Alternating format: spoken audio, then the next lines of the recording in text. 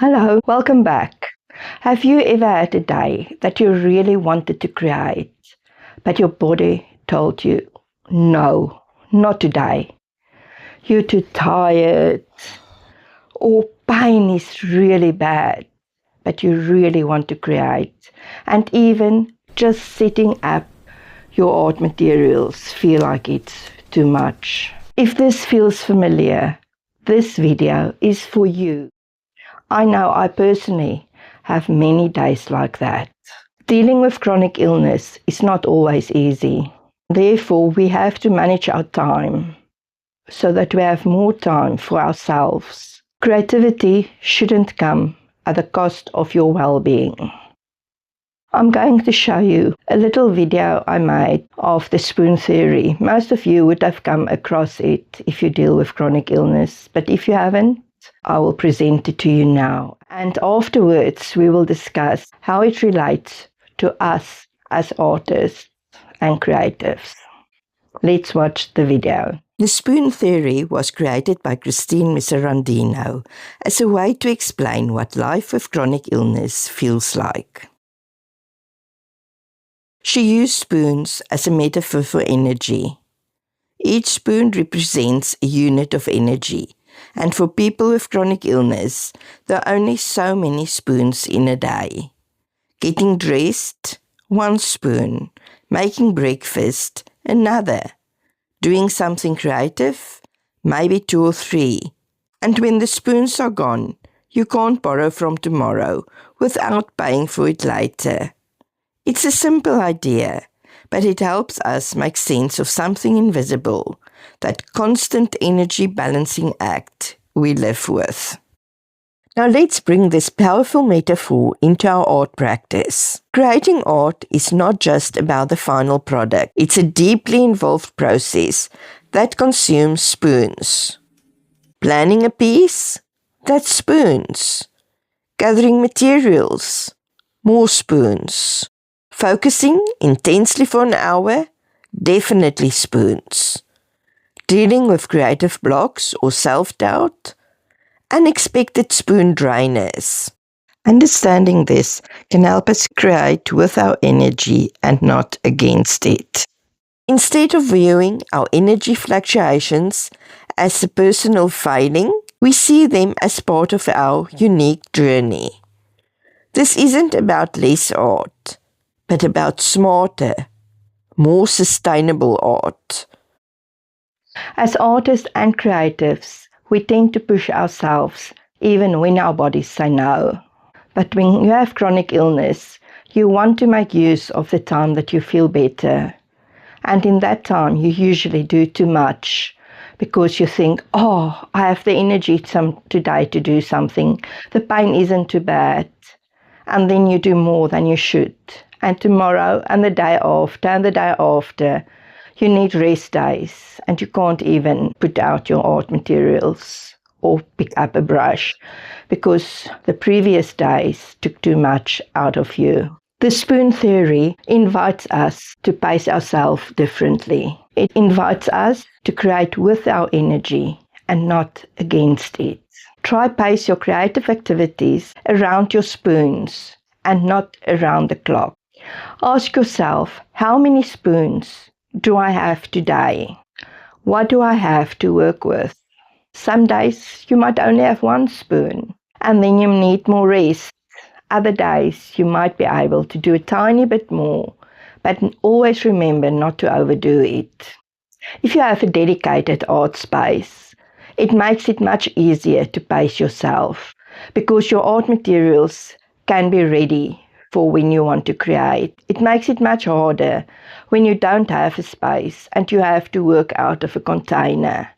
But even then, have something ready that's easier to do. Some days you might make a few marks in your sketchbook, or you might do some neurographic art like in my previous video. Or some days you might just set up some new stuff for the next day. Or you might just be able to prep your surfaces by painting it with gesso. Other days you can create much, much more. Even tiny creative moments can move your art forward.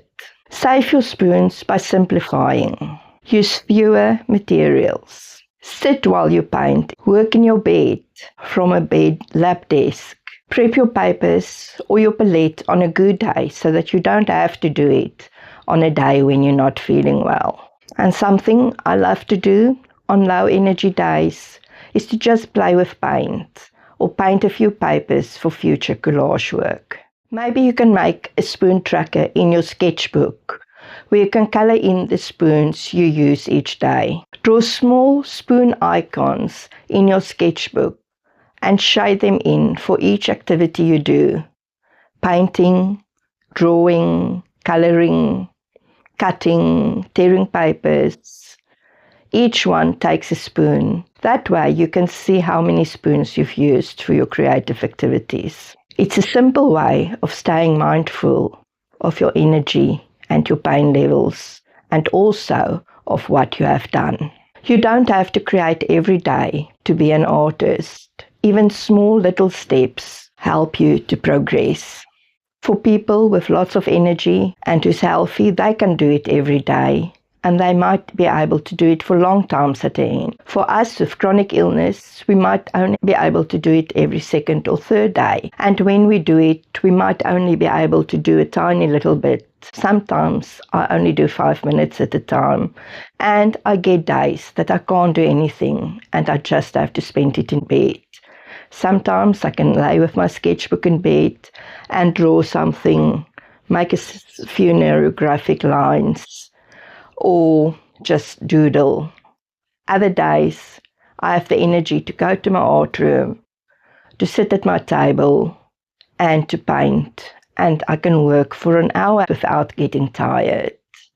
It all depends on how you feel on one specific day and on what you've done the previous day. I know it's not easy. There's often guilt in not doing anything or in falling behind. You want to keep up with your artist friends that's able to do more, or what you see on Facebook or Instagram or YouTube. But your body can't keep up with it, so you have to pace it with what you are able to do. If you see something on Facebook or Instagram or YouTube, it might be that they've done it over a few days, while you are sitting here trying to keep up in only one session. Remember, just do what you are able to do. Do not give up on your art. Remember, you and your body and your art and what you think and everything else, you're all one team that have to work together to make the best of it. So next time when you sit down to create, try to think about the spoons you have available. Notice what you are able to use today, and then let that be enough. Even one spoon can be enough. You can create something beautiful with one spoon, even if you just doodle a flower in your sketchbook or on a piece of paper. That's art. That's being creative. We tend to think we have to paint the world and paint these huge big canvases because everybody else is doing it. But you can do a tiny little sketch, and that will be enough if that's all that you can do today. You're always an artist, on good days and on bad days, on high energy days or low energy days, and on every other day in between. I'm so thankful that you used 1 or 2 of your spoons today to watch me and to join me in this conversation. I know this is probably the most I've spoken on a video. Most days I'm just not up to it, and the last video of my neurographic art, I was just too tired and I had a cold, so I didn't have any voice. I had laryngitis, so that's why I had to make it with music. But I hope that you can understand that even I struggle with my health, and I struggle to keep up sometimes to present these videos to you. In the next year, I want to try and make a few guided art sessions, which is short art therapy-like sessions, and also just sessions where I paint for 5 or 10 minutes to try and send you more videos, but also to show you that you can show up for your work even on bad days. Thank you for staying with me through this year, through what I've done, through the videos I brought you. Thank you for your support. And I hope that in the new year, we can have lots of fun together, no matter how much spoons we each have to use. Have a great Christmas and a wonderful New Year. Rest well, take care of yourself, and don't overdo it over this Christmas time.